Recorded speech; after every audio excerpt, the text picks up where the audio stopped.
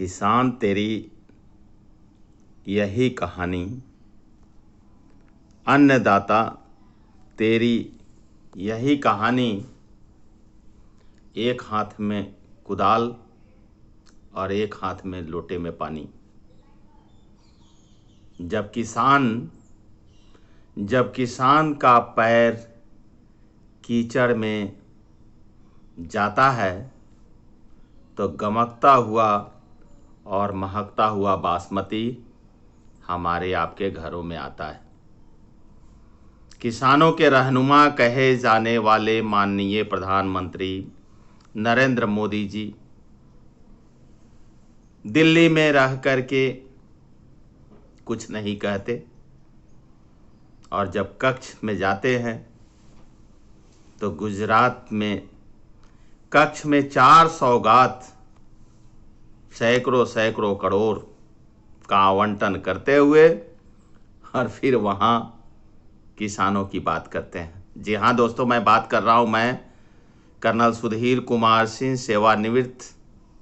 मैं बात कर रहा हूँ अपने किसान आंदोलन का, जिसे चलते हुए आज 23वां दिन हो गया। एक तरफ से एक सूर में माननीय रक्षा मंत्री राजनाथ सिंह जी ने परसों 2 टुक शब्दों में कह दिया कि बिल वापस नहीं होगा। ठीक है, मत करिए। किसने कहा है वापस करने के लिए? दूसरी तरफ डॉक्टर रविशंकर प्रसाद सर कहते हैं कुछ नहीं होने वाला, और यहां तक कि जो लोग इस आंदोलन में हवा दे रहे हैं उनके ऊपर कार्रवाई होगी।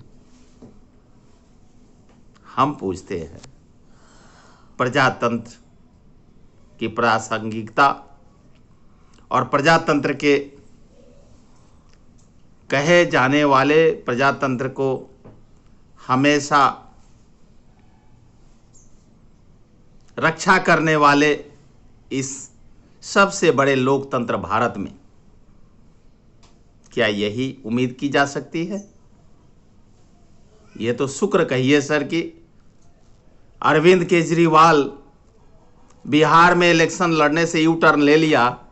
अदरवाइज रीगा विधानसभा में बिगुल तो हमने बजा ही दिया था और हमारे कई पूर्व सैनिकों ने पूरे बिहार विधानसभा में बिगुल बजा दिया था, लेकिन उसने यू टर्न ले लिया आपको सपोर्ट करने के लिए, केंद्र की सरकार को सपोर्ट करने के लिए कि बिहार में चुनाव नहीं लड़ेंगे, अन्यथा आज बिहार विधानसभा में हम लोगों का भी अस्तित्व होता। रीगा विधानसभा में बिगुल क्या बजी कि दिल्ली तक दहशत फैल गई कि हाँ कोई कर्नल सुधीर कुमार सिंह रीगा विधानसभा से लड़ने आया है, लेकिन आपने ऐन मौके पर सब बर्बाद कर दिया। सर मैं यही कहना चाहता हूं कि ये प्रजातंत्र है, ये लोकतंत्र है। यहाँ पे तानाशाही चलने वाली नहीं है। तानाशाही नहीं चलाइए। मुगल चले गए, अंग्रेज चले गए, बड़े बड़े आए, सब चले गए, आप भी चले जाइएगा, लेकिन रह जाएगा यह भारत देश और भारत देश की यह प्रथा, जहां पर किसानों और अन्नदाताओं ने हमेशा से इसे सींचा है। उनके खेत खलिहान, उनके बाग बगीचे, उनकी सारी व्यवस्था जो वो उनकी है, वो हमें उन्हीं के पास रहने देने की ज़रूरत है। और सदियों से चली आ रही ये प्रथा, किसानों की स्वायत्तता, जिसको मोनोपोली बोलते हैं, ये उन्हीं के पास, उनकी ज़मीन, उनकी जड़, उनका हक, ये उनका है। हमें उस ज़मीन से क्या करना? जिसकी ज़मीन वहीं रहे, जिसका हक वहीं रहे, और वो स्वतंत्र रूप से वो अपने खेतों में मजदूर बन करके नहीं, बल्कि अपने खेतों में मालिक बन करके रहें। ये मौका अडानी और अंबानी को न दिया जाए।